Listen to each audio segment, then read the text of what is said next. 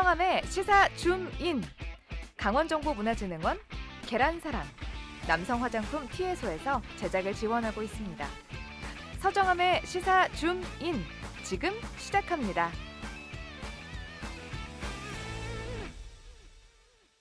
한 달에 한 번 강원도의 주요 이슈를 정리하는 시간입니다. 나철성의 시사 읽어주는 남자. 오늘도 시사 읽어주는 남자 강원평화경제연구소 나철성 소장 스튜디오에 자리했습니다. 안녕하세요. 예, 안녕하세요. 네, 오늘은 어떤 이야기를 좀 나눠보면 좋을까요? 예, 지방선거가 이제 한 40여일로 얼마 남지 않았는데요. 네. 각 정당마다 이 공천이 본격적으로 진행되게 되면서 많은 이변과 또 파란, 또 뉴스들이 쏟아지고 있는데 이와 관련된 내용들을 한번 정리해보고자 좀 준비를 했습니다. 네, 이제 다가오는 6.1 지방선거에 대한 이야기를 오늘 좀 나눠보려고 하는데요. 각 당의 이 공천 상황과 이 경선 일정들이 이제 속속들이 나오고 있고 했는데 어떻게 좀 진행이 되고 있나요?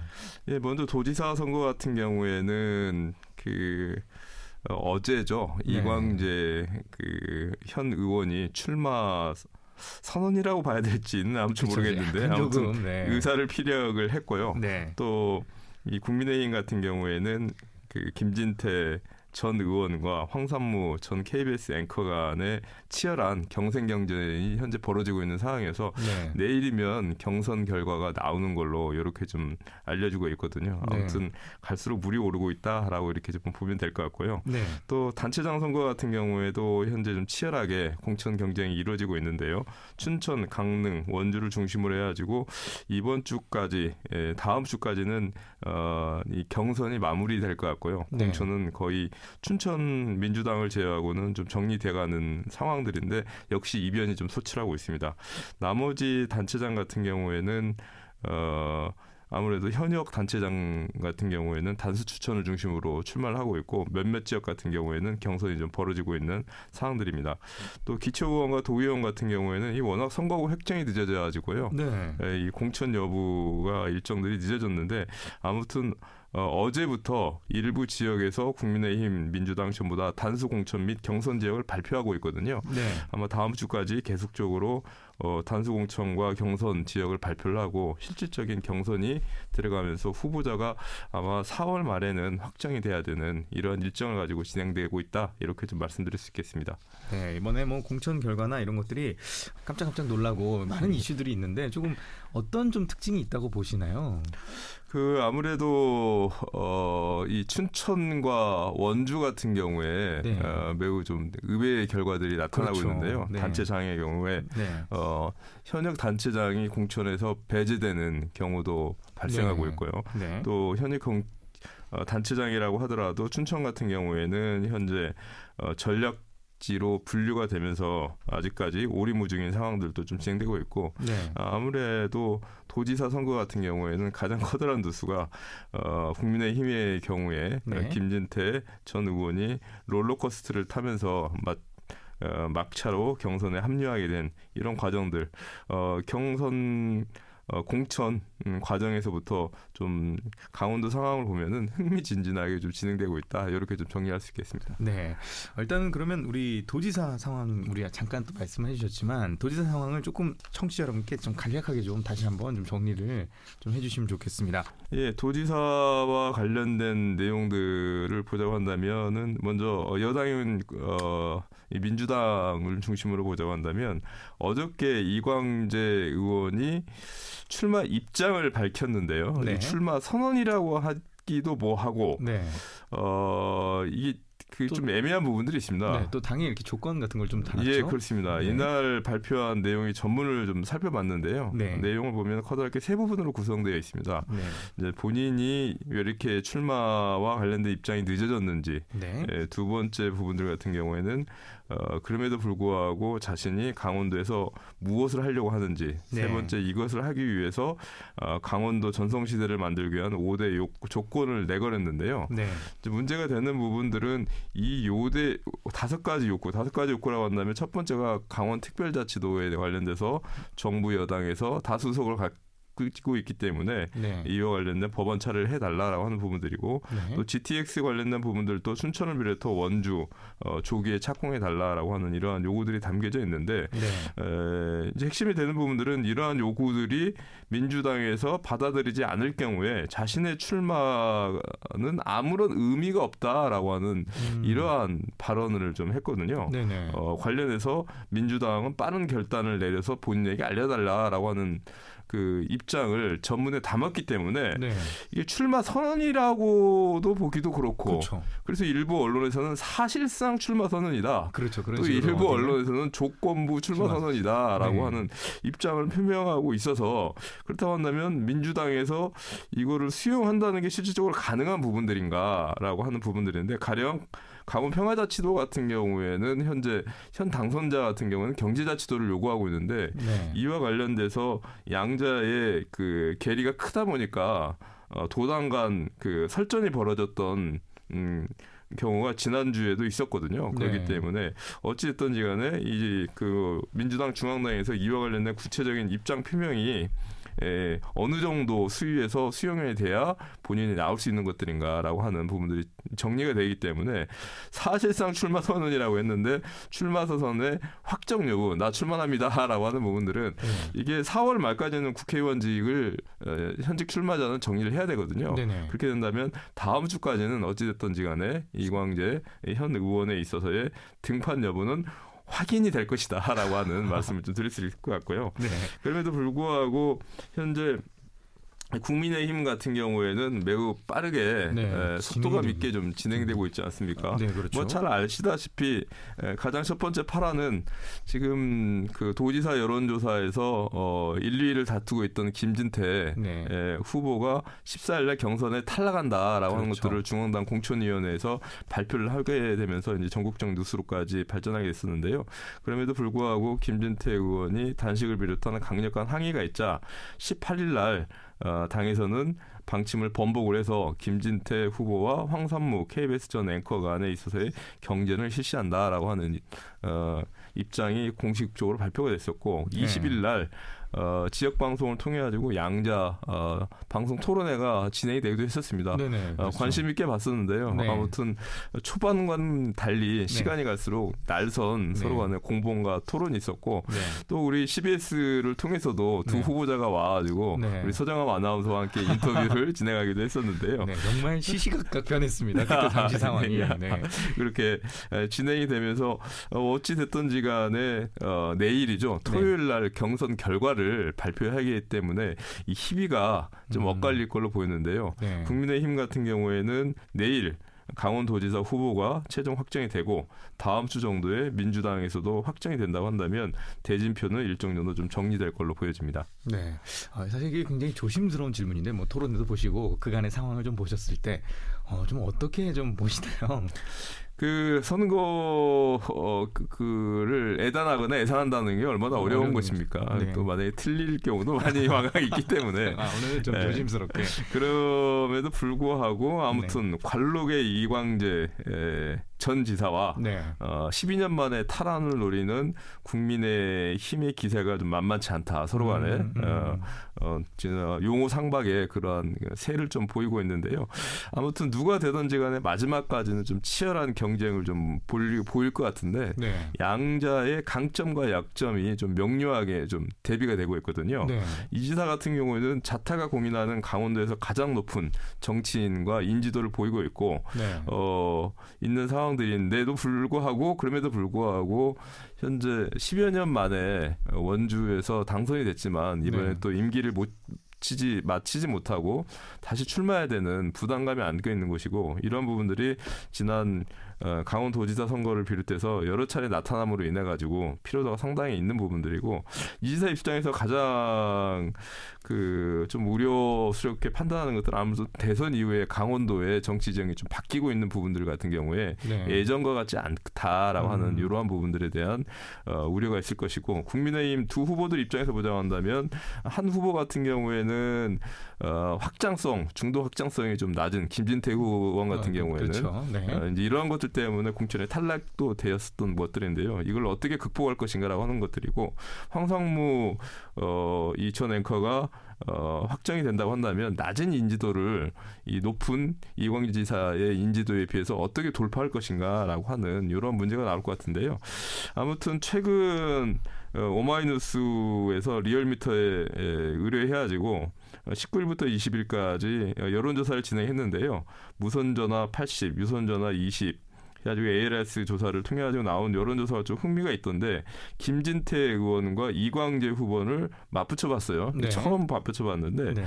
49.6%로 김진태, 이광재 37.3%로 해가지고 김진태 후보가 꽤 차이가 나네요. 예, 오차 범위 밖에서 앞서는 걸로 나왔고 네. 황상무 전 앵커하고 이광재 의원하고는 황상무 앵커가 38%, 이광재 지사가 39.1% 해서 1.1% 이광재 지사가 앞서는 걸로 이렇게 좀 나와 있는데요. 네. 아무튼 이게 다음 주에 공천이 확정이 되고 5월 1일부터 본격적으로 들어가게 되는데요. 5월 10일 날이 대통령 취임식이 있고 5월 12일 날이 후보자 등록일이거든요. 네.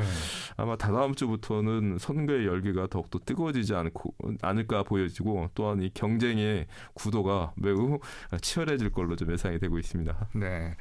이 사실 이 강원도지사 선거 굉장히 약간 안개 속인데 이거에 못지않게 이 춘천시장 선거도 굉장히 안개 속이라는 생각이 듭니다.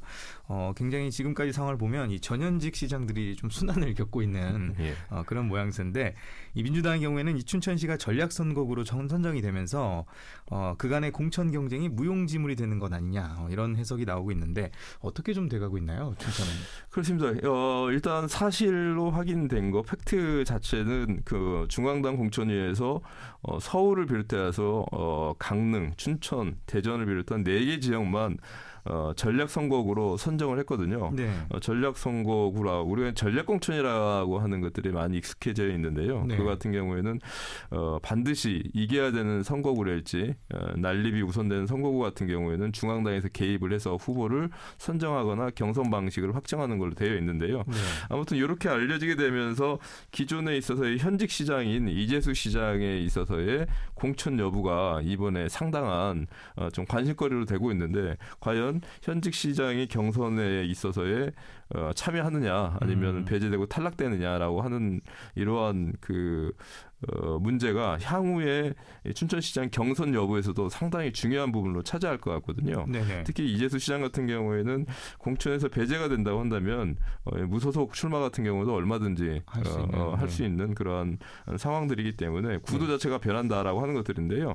물론 이재수 시장이 공천에 배제된다라고 하는 것들은 전혀 확정된 것들은 아니고 현재 공천 내부적으로 들려오는 소리를 본다고 한다면 이 공선과 관련돼서 전략 공천 보다도 이 경선을 실시하되 경선 룰을 현행 당원 50, 시민 50% 이렇게 돼 있는데 네. 이걸로 갈지 아니면은 시민 국민 경선 100%로 갈지 논의 중이다라고 하는 이러한 얘기도 흘러나오게 되면서 여러 가지 변수가 현재 민주당 내에서 상당하게 지금 나오고 있기 때문에 또 춘천 지역을 제외하고는 강원도 전 지역의 단체장이 좀 결정됐다 이렇게 좀 봐도 될 것 같은데요. 그만큼 민주당의 춘천시장 고심이 깊어지는 것 같은데 아무튼 이 단체장 춘천 결정도 민주당 결정도 늦어도 다음 주 초 아니면은 이번 주말까지는 좀 나오지 않을까 이렇게 예상이 되고 있습니다. 네, 사실 또 국민의힘 춘천시장 우리 후보들도 굉장히 예측 밖의 결과들이 나왔습니다. 여론조사 1위를 달리고 있었던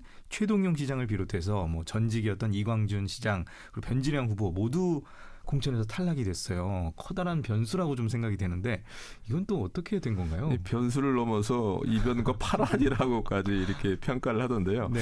아무튼 이번 선거 초기에 있어서는 국민의힘이 네. 어찌 됐든지 간에 이목을 좀 끌고 있는 모습들이 보이는데요. 네. 가장 주목이 됐던 부분들은 아무래도 강릉 김한근 시장이 네. 공천에서 탈락한 부분들하고 그렇죠. 특히 춘천 1, 2위를 달리고 있지 않았습니까? 그렇죠. 부동의 그랬었죠. 최동영 전 시장, 이광준 전 시장을 공천에서 탈락시켰던 것들이 가장 커다란 충격적인 뉴스로 좀 다가왔었고 네. 이외에도 변지랑 네. 김영일 예비 후보 같은 경우에도 공천에서 탈락시키고 상대적으로 이 신선하고 또 현직 의원으로 있는 이상민, 한중일 춘천 시의원 네. 전 최성현 도의원을 공천에 중앙당에서 확정을 함으로 인해 가지고 이들 3명 사이에 한 명이 좀 될 것 같습니다. 네.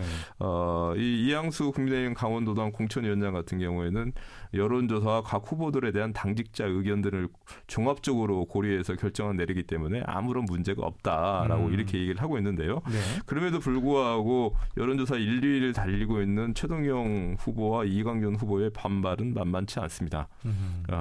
이광준 후보와 최동영 후보는 둘 다 공천에서 탈락됐기 때문에 무소속으로 나온 것들은 아무런 문제가 없으므로 네. 무소속으로 출마하겠다라고 하는 입장을 공식적으로 현재 밝히고 있는 상황들이거든요. 네네. 근데 여기에 비해서 현역으로 공천받은 이상민, 최성현, 한중일 같은 경우에는 참신성이 있음에도 불구하고 상대적으로 인지도가 많이 상당히 좀 낮다라고 하는 이러한 문제가 안고 있기 때문에 이 국민의힘 여기 후보들 같은 경우에는 현재 상태로라고 한다면 국민의힘 자당 후보 1명, 그다음에 공천에서 탈락한 전직 시장 1, 2인이 출마하는 이러한 구도도 예상되는 부분들인데 물론 5월 12일 그 후보 등록 기간이기 때문에 이 기간에 어떻게 이제 정리가 될지 이러한 부분들은 좀 봐야 되겠지만은 강원도 춘천시장 선거를 좀 예측을 보인다면 좀 심하게는 사자구도, 삼자구도, 또 이자, 양자구도까지 이 변수들이 지금 속출하고 있는 상황에서 전 현직 시장에 있어서의 공천과 그다음에 무소속 출마 여부 그리고 또 그 외에도 현재 참신성과 시민의 눈높이에 요구를 노력을 하고 있는 양당에 있어서의 공천 후보 간의 경쟁들이 어느 때보다도 좀 치열할 걸로 좀 보여집니다.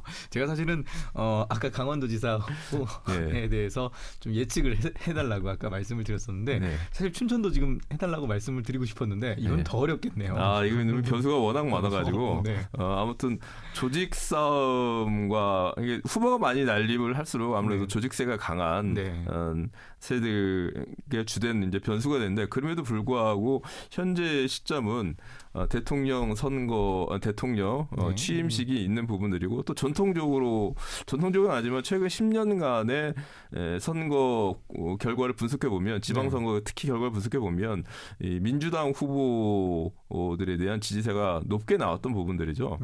제가 볼 때는 캐스팅 보드는 결과적으로 이 춘천에 있어서 아파트 밀집 지역인 퇴계동, 석사동, 만천리, 동면 일대에 있어서의 이 지역 일대에서의 투표 성향이 어떻게 나오느냐가 상당히 이번 선거에 있어서의 향방을 좌우하지 않을까 이렇게 좀 보여집니다.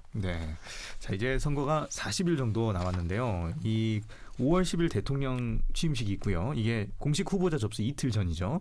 그리고 또 검수완박 대치 전국, 장관 후보자 검증 등 여야 갈등과 대립이 격화될 텐데 이런 것들이 좀 지방선거에 미치는 영향은 어떨까요? 영향이 좀 상당할 걸로 보입니다. 지금 이번 주 다음 주까지 민주당에서는 이른바 검찰의 수사권을 완전 박탈하는 검수완박을 통과시키겠다라고 하는 입장이고 밀어붙이고 있는데요.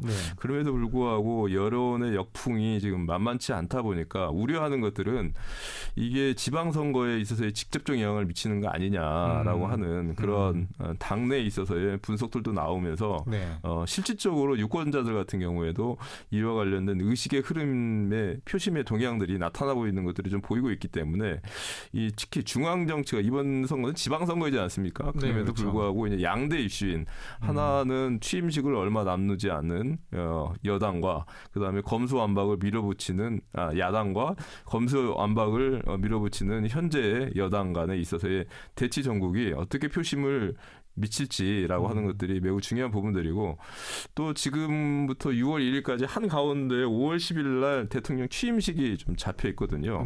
이러한 부분들 같은 경우에는 여당의 유리한 지형을 형성할 수밖에 없는 걸로 시계추가 움직이고 있는데 이러한 부분들을 돌파할 수 있는 각 지역의 지자체 출마자들의 정책과 공약 또 인물들이 어떻게 준비되어 있는가에 따라서 상당히 좀 그 영향을 미칠 것 같고 마지막으로 가장 중요한 것은 무소속 출마 여부가 상당한 변수가 될 것 같습니다. 네. 특히 메이저라고 볼 수 있는 원주 춘천 같은 경우에는 춘천은 앞서 말씀드렸던 것이고 네. 강릉 같은 경우에는 김한근 현 시장의 무소속 출마가 유력하게 지금 점쳐지고 네. 또 여론조사를 본다고 하더라도 춘천하고 다르게 부동에 1위를 차지하고 있고 2위하고 격차도 두 자릿수 이상으로 상당한 차이를 좀 보이고 있기 때문에 강릉의 선거 같은 경우에도 매우 관심 있게 보고 또 하나는 원주 같은 경우에는 국민의힘 공천 탈락자 중에 보면은 네. 전 국회의원이었던 이광우 후보가 이번에 탈락을 하면서 네. 이 무소속 출마 입장을 좀 보이고 있거든요. 네네. 그렇기 때문에